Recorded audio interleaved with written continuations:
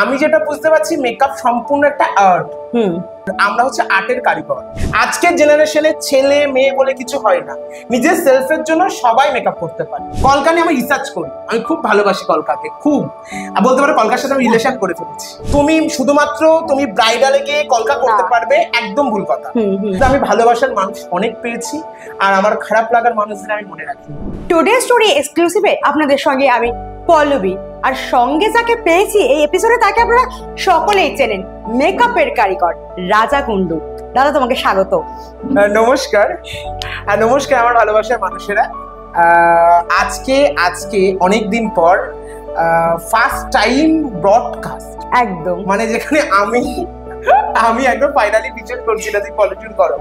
আর দাদা প্রচন্ডই ব্যস্ত, মানে থ্যাঙ্কস ফর কামিং। যে মানে সারাদিন মানে তোমার ওয়ার্কশপ চলে, প্রচুর স্টুডেন্টস।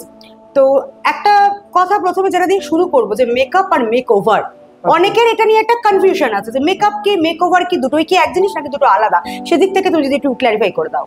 আচ্ছা, আমার কাছে মেকআপ, দেখো আগেই বলি, শেখার তো শেষ নেই। একদম, আমি প্রতিনিয়ত শিখছি, আর আমি সবাইকে ফলো করি, কেউ বাকি নেই। আমি আমার স্টুডেন্টকেও ফলো করি, ও কি করলো নতুন, একদম সব কিছু দেখে শেখা যায় আমার মধ্যে। তো শেখার শেষ নেই, আর প্রতিনিয়ত শিখছি এই শেখার লড়াইয়ে। যে আমি যেটা বুঝতে পারছি মেকআপ সম্পূর্ণ একটা আর্ট, আর আমরা হচ্ছে আর্টের কারিগর। আমরা প্রতিনিয়ত আপডেট করছি, নিজেদেরকে চেষ্টা করছি, করে চলেছি। আর এখনো অবধি আমার জার্নিটা বেশ অনেক দিনই ইন্ডাস্ট্রিতে। আমি স্টার্টিং করি 19-এ, লকডাউনের মধ্যেটাই সেই সময়টা। বাট আমি না ওই শুট টুট গুলো বুঝতাম না। এইবার বুঝতে পারলাম যে শুট করতে হবে। শুট না করলে ইন্ডাস্ট্রিতে না, ইন্ডাস্ট্রি বলে বিষয় না, তোমাকে একটা বেস রেডি করতে হবে, তারপরে তোমাকে মানুষ চিনবে, তারপরে তোমাকে আগে নিজেকে প্রমাণ করতে হবে যে তুমি এটাই কমফোর্টেবল, তুমি এটা করছো, সেটাকে মানুষকে বোঝাতে হবে। তো এইভাবেই জার্নি শুরু হলো, এইভাবেই শুট করা হলো, আস্তে আস্তে স্টুডেন্ট হলো, করতে করতে এতদূর। শুরুর দিনগুলো কেমন ছিল? মানে আজকে যেমন সোশ্যাল মিডিয়া খুললেই একেবারে রাজা কুন্ডুর পরপর ভিডিও, তার ব্যাপক সারা, এই যে মানুষ মুখিয়ে থাকে যে কখন তুমি তাদের লোকেশনে যাবে, তারা কিন্তু দেখা করতে চলে আসছে তোমার সঙ্গে। তো স্ট্রাগল পিরিয়ডটা বা কতজনকে পাশে পেলে, মানে ইন্ডাস্ট্রি কতটা আপন করে নিল? না, সেইভাবে স্ট্রাগল পিরিয়ড বললে না, বলবো কথাটা একদম, মানে বিষয়টা হচ্ছে না, আমি শুরু করি 3000 টাকা দিয়ে। মানে অনেকে বলে যে মেকআপ লাইনে আসতে গেলে অনেক টাকার দরকার, না একদম না, এটা ভুল কথা। কারণ তার জলযন্ত্র প্রমাণ আমি নিজে ফিল করি যে 0 থেকে আজকে আমি এই জায়গাটা, আমি বলছি না এখন আমি কিছু করে উঠতে পেরেছি, আমি করার চেষ্টায় আছি। তো 3000 টাকা থেকে সেই জার্নি, 3000 টাকা দিয়ে প্রোডাক্ট কিনে কাজ শুরু করা, আস্তে আস্তে শুট করা, তারপরে মানুষের সামনে প্রেজেন্ট করা। আমি প্রথম না কি করতাম না, আমি প্রথম হাতে পোর্ট্রেট করতাম, হাতে চোখ আঁকাতাম। তো এই চোখ টোক আঁকাতে গেলে না মানুষ খুব ভালোবাসা দিত, কমেন্ট বক্স আমার ভরে যেত। কিন্তু দিন শেষে বাড়িতে বকা খেতাম, মা চিল্লাতো, কি করছিস, চাকরি করতে হবে, এটা করতে হবে, ওটা করতে হবে। কিন্তু ওই যে ভাবতে এটা করে আমার হবে না, আমাকে মেকআপ করতে হবে। এইবার বুঝতে পারলাম সোশ্যাল সাইডে যারা সিনিয়র আর্টিস্ট আছে, সেই সময় অনেক সিনিয়র আর্টিস্টরা ছিল, তো তাদেরকে দেখলাম তারা না শুট করছে, মানে মডেলের পরে সাজাচ্ছে, এক্সপেরিমেন্ট করছে। তো আমিও শুরু করি। তো বিগিনার যত আর্টিস্টরা আছে, বিগিনার আর্টিস্টরা সবাই জানে, প্রত্যেকে জানে যে শুট করতে অনেক খরচা, সত্যি অনেক খরচা একটা বিগিনার আর্টিস্টের। তো শুটটা শুরু হলো, আস্তে আস্তে আস্তে আস্তে আস্তে আস্তে আস্তে কখন যে আজকে এই জায়গায় চলে আসলাম আমি নিজেও জানি না। আবারও বলছি যে সবকিছু হয়, তুমি চেষ্টা করলে সবকিছু পসিবল। অপমান হয়েছি, বাবা যা তা বলেছে আমাকে, যা তা। এখন কি বলে ভিডিওগুলো দেখার পর, বা এই যে সোশ্যাল মিডিয়া অনেকটাই হেল্প করছে এখন মানুষকে এগিয়ে নিয়ে যাওয়ার জন্য নিজেকে, তো সেদিক থেকে আমার বাবা মার কি রেসপন্স? বাবা মার রেসপন্স, মা প্রথম থেকে সাপোর্টেড। মা প্রথম থেকে বলেছে বাবা তুই যেটা কর সেটাই আমি আছি। মায়ের এরকমই হয়? হ্যাঁ, মা আর বাবা কখনোই সাপোর্টেড ছিল না। বাবা বলতো মেয়েদের কাজ, বাবার ফ্রেন্ডরা বলতো যে মেয়েদের কাজ, চুল বাঁধা। আমার আশেপাশের আন্টিরা ওরা বলতো রাজা তুই কি চুল বাঁধতে যাচ্ছিস, তারপরে হচ্ছে এই ধরনের পিঞ্চফুল এরকম ধরনের কথা, যে চুল বাঁধতে যাচ্ছি। বলতে আমি সরি, আমি একটু হেজিটেট হয়ে যাচ্ছি, মানে এরকম বলছে যে ও এখন তো তুই পার্লারের কাজ করছিস, মানে ব্যঙ্গ বিদ্রুপ করা। পার্লার মানে কি করে ছোট করা, আর্ট আলাদা পার্লার আলাদা। তুই তখন মেয়েদের চুল বাঁধছিস, মেয়েদের চুল বাঁধার কাজ করছিস। তো এই যে পার্টিকুলার যে মানুষগুলো আমাকে এই কথাগুলো বলেছিল, তারা দিন শেষে এখন আমার থেকে একটা পজিটিভ ভাইব বলছি, তারা এখন আমার থেকে ধার চায়। মানে তারা আমার থেকে ধার চায়, আমি ফোন করলে ভয় করে যে আমাকে কিছু বল। এই মানুষগুলোই কিন্তু আমাকে হিউমিলেট করেছিল একদম, যে মেয়েদের কাজ করছে। আর বাবার ফ্রেন্ডরা বেশি, যে তোর ছেলে তখন মেয়েদের কাজ করছে, ও তো দেখিস ভুল রাস্তায় না চলে যায়।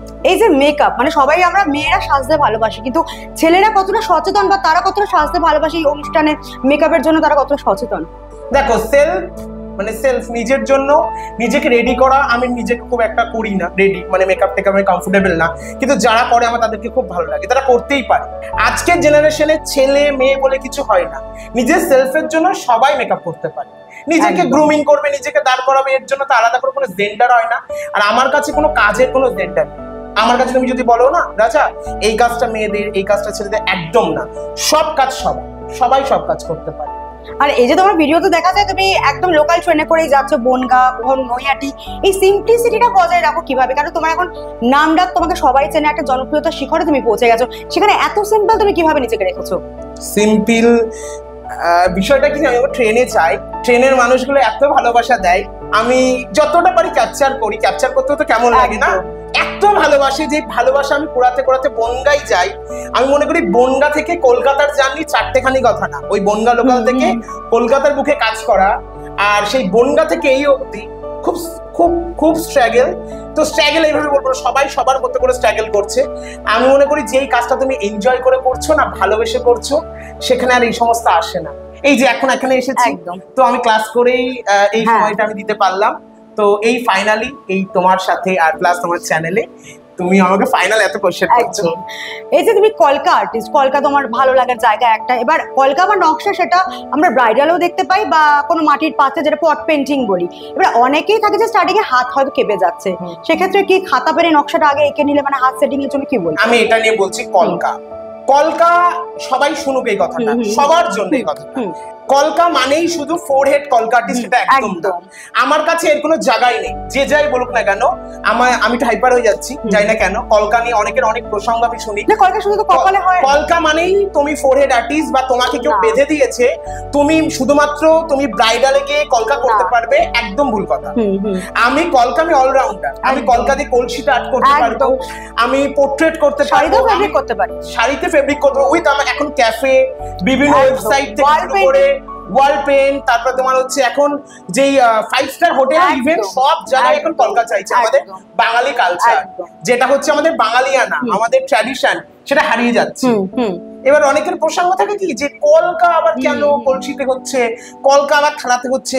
আমার থটটা ওই কলসিতে থালাতে না, আমার থটটা ফোরহেডে না, আমার থটটা হচ্ছে কলকাতা সারা বিশ্বে ছিটিয়ে যাবে, সব কিছুতে কলকা দেখতে পারবে মানুষ, আমাদের বাঙালিয়ানাকে দেখতে পারবে, বাঙালিয়ানাকে খুঁজে পাবে। এটাই মেইন আমার প্রেক্ষাপট। আমি আর্টিস্টদের সবসময় এটাই বলি, মানে আমার আর্টিস্টদের আমি এটাই বলি। আর আরো একটা কথা হচ্ছে, কলকা নিয়ে আমি রিসার্চ করি, আমি খুব ভালোবাসি কলকাকে, খুব বলতে পারো কলকার সাথে আমি রিলেশন করে ফেলেছি। দেখলেই বোঝা যায় ভিডিওগুলো। আর তুমি যেভাবে স্টুডেন্টদের কাজগুলো তুলে ধরো, সেভাবে কিন্তু কাউকে দেখা যায় না সচরাচর এতটা মোটিভেট করতে। এই কিছুদিন আগে দেখছিলাম যে কলকার ভিডিওগুলো ব্রাইডাল সাজে তারা নতুন যারা, তারাও খুব ভালো করছে, আস্তে আস্তে শিখছে।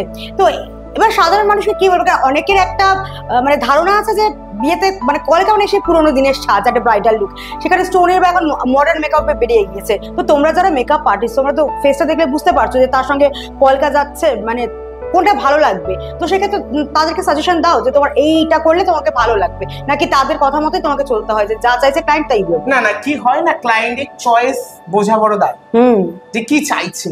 ক্লায়েন্টকে বোঝাতেও হয় যে তোমার কেমন বানাবে, না তুমি কি করে বুঝবে বলো? সে তোমার কাছে এসেছে, তোমার প্রচুর এক্সপিরিয়েন্স, তার কোনো এক্সপিরিয়েন্স নেই, সে তুমি লুক বুঝে তুমি একটা কলকা করে দিচ্ছ যে এই কলকাটা তোমার পরে যাবে। অনেকে চায়, অনেকে চায় না। তোমার ইন্টারনেট থেকে ছবি হয়তো বার করবে।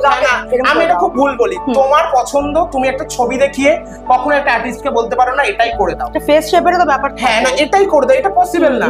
সে একটা আর্টিস্ট, সে তার আর্ট করেছে, আমি একটা আর্টিস্ট, আমার আরেক রকম আর্ট হবে, বাট সিমিলারই হবে, কিছুটা তার মতো করা যেতে পারে, বাট খুবও কপি করা যেতে পারে না।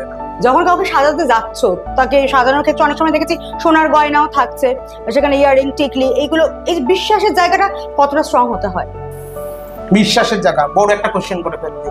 আমি আমার যত আর্টিস্টরা আছে আমি সবাইকে বলি, ইভেন আমার ফেসবুকে আমি এটা বারবার পোস্ট করি, যে কি হয় না যখন ক্লায়েন্ট জুয়েলারি পড়াচ্ছে, সোনা, বাবা সোনার এখন খুব দাম, তো সোনা যখন পড়াচ্ছে আমি সবসময় প্রত্যেকটা আর্টিস্টকে বলি যে বাড়ির একজন গার্জেনকে রাখা উচিত। তুমি যদি বাড়ির একজন গার্জেনকে না রাখো না, বাই চান্স কোনো কিছু একটা মিসিং হয়ে গেলে রেসপন্সিবিলিটি তোমার পরে পরে এসে পড়বে। তো আমি সবসময় বিগিনার আর্টিস্ট যারা এখনো জানে না তাদের জন্য বলি, জুয়েলারি তুমি টাচ করো না, জুয়েলারি বাড়ির কোনো গার্জেন তোমার হাতে দিক, তুমি সেটা আস্তে আস্তে পরিয়ে দাও। কারণ দেখো নেগেটিভিটিও থাকে, পজিটিভিটিও থাকে।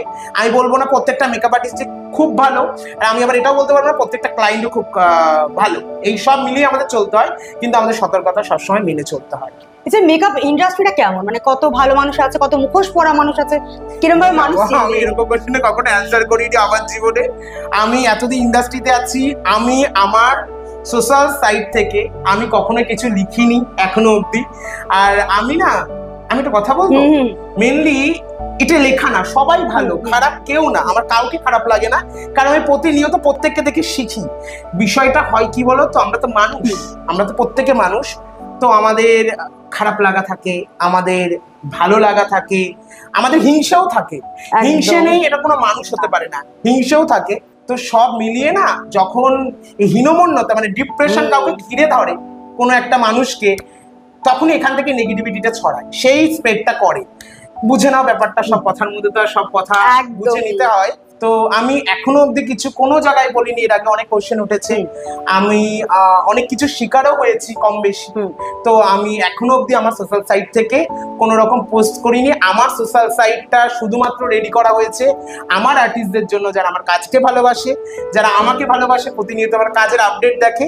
আর আমি সকাল থেকে শুরু করে দিই একটাই জিনিস আমি একদম মেনে চলি, যে তুমি যদি চেষ্টা করো তোমাকে পৃথিবীর কোনো শক্তি তোমাকে আটকাতে পারবে না, কেউ পারবে না। তোমাকে দরকার, হ্যাঁ, তোমাকে একটা কথা মাথায় রাখতে হবে, মানে তোমাকে করতে হবে, মানে তোমাকে করতেই হবে, আর কিচ্ছু না। আর আসছে মোটিভ মানুষকে, এটা আমি এটা আমার পার্সোনালিটি বলতে পারি। আর তোমার এই মেকআপ ইন্ডাস্ট্রিতে আইকন কে, মানে কাকে দেখে তুমি সেই জায়গাটা শুরু করেছো? বা আইকন সেইভাবে দেখো, আমার খারাপ লাগা প্রচুর মেকআপ ইন্ডাস্ট্রিতে, তার মধ্যে একটা খারাপ লাগা বলি। হ্যাঁ একদম। আইকন যখন বললে, যাদের আইকন ভাবতাম, যাদেরকে দেখে ফলো করতাম, তাদের নাম আজকে এখানে নিলাম না, কিন্তু খারাপ লাগা এটাই যে আমার একটা একাডেমির ব্যাগ ভর্তি ট্রলি হারিয়ে গেছিল। আচ্ছা। যেটা সোশ্যাল সাইট, টিভি চ্যানেল অবধি দেখানো বাকি ছিল, এছাড়া সবাই আমাকে ফোন করেছে, কারণ একটা ব্যাগ ভর্তি ট্রলি, মানে আমাদের ইন্ডাস্ট্রি, কারণ মেকআপ আর্টিস্ট একটা মা তার বাচ্চাকে ফিল করতে পারে, বাচ্চা হারিয়ে যাওয়ার কি ফিল। তো যারা জুনিয়র আর্টিস্ট, জুনিয়র বলতে যারা সবে সবে শুরু করেছে কাজ, মানে আমার স্টুডেন্টরাই বলতে পারে, আমি দেখছি অনেক শেয়ার হয়েছে, কিন্তু পার্টিকুলার আমি দেখলাম না কোনো হেভি পেজ যারা ইন্ডাস্ট্রিতে অনেক কাজ করে, যাদের একটা পোস্টে মানুষ অব্দি ছড়িয়ে যায়, মানুষ দেখতে পারে, তারা কেউ একটা পোস্ট করলো না। তো সেটা দেখার পর আমি বুঝতে পারলাম যে এই মানুষগুলোই খারাপ কমেন্ট করার জন্য রেডি। তুমি কোথায় ভুল করলে, তুমি কোথায় খারাপ করলে, সেখানে কমেন্ট করার জন্য রেডি। কিন্তু একটা মানুষের যে ট্রলি হারিয়ে গেছে, মেকআপ ভর্তি ট্রলি হারিয়ে গেছে, কেউ সেটা শেয়ার করে বললো না যে এই ট্রলিটা হারিয়ে গেছে, এরকম জায়গা থেকে কেউ পেলে কন্ট্যাক্ট করো। আমি সবাইকে অনুরোধ করেছিলাম প্লিজ তোমরা শেয়ার করো। আর জানো না সেই ট্রলিটা আমার হারিয়েছে বনগা লোকাল থেকে। সেই ট্রলিটা নৈহাটি লোকালে পাওয়া গেছে, নৈহাটিতে পাওয়া গেছে, তাও এই সোশ্যাল সাইটের মাধ্যমে, এই সোশ্যাল সাইটের মাধ্যমে নৈহাটিতে, মানে বড় মায়ের কাছে একদম। তো এই জায়গা থেকে একটা ভীষণ বড় খারাপ লাগা। আর আমি এটা খুব বিশ্বাস করি যে ভালো জায়গায় কেউ কমেন্ট করতে আসে না, নেগেটিভিটি বের করে। আমি বলবো না আমি খুব পজিটিভ, আমি নেগেটিভও, পজিটিভ নেগেটিভ মিলিয়ে একটা মানুষ। কেউ আমাকে খুব ভালোবাসে, কেউ আমাকে ভালোবাসে না, কিন্তু আমি ভালোবাসার মানুষ অনেক পেয়েছি, আর আমার খারাপ লাগার মানুষদের আমি মনে রাখি। এই যে মেকআপ মানেই তো একটা খুঁত থাকা, আমাদের মুখে যে খুঁতগুলো আছে, কারোর হয়তো চোখটা ছোট বড় করতে হবে, কারোর হয়তো গালে ভর্তি ব্রণর দাগ, সেগুলো ঢাকতে হবে। কিন্তু মেকআপ প্রোডাক্টস নিয়ে একটা যেটা হয়েছে, অনেক তো খরচ, এত এত ব্র্যান্ড, তো সেদিক থেকে তুমি কি সাজেশন দেবে? কিছুদিন আগে তুমি মেকআপের দোকানে দেখছিলাম বারাসাতে ঘুরছিলে। একদম হ্যাঁ, মেকআপ দেখো, মেকআপ মানে না কিছু সময়ের জন্য তোমার যেই ভিতরে যে সৌন্দর্যটা আছে সেটাকে আমরা কিছু সময়ের জন্য ইনহ্যান্স করতে পারি, এইটুকু আমাদের ক্ষমতা, আর বেশি কোনো ক্ষমতা নেই। মানে এইটুকুনি ক্ষমতা, কিছুক্ষণের জন্য তোমাকে আমরা গ্ল্যামারাইজ করতে পারি, কিছুর জন্য তোমাকে ফ্ললেস করতে পারি। তো এই হচ্ছে ক্ষমতা সেখানে। না তোমার যে টায়ার্ডনেস, তুমি যে তোমার যে সৌন্দর্যটা, এটা আমাদের মেকআপের মাধ্যমে বের করতে পারি। আর আমি মেকআপ মানে এটা বুঝি যে প্রত্যেকটা মেয়ে বলো, প্রত্যেকটা মানুষের মেকআপ করা উচিত, কারণ নিজেকে সুন্দর রাখা খুব খুব দরকার। কারণ নিজেকে তুমি যদি সুন্দর, নিজেকে যদি না ভালোবাসতে পারো, তাহলে তুমি হয়তো আর কাউকে ভালোবাসতে পারবে না।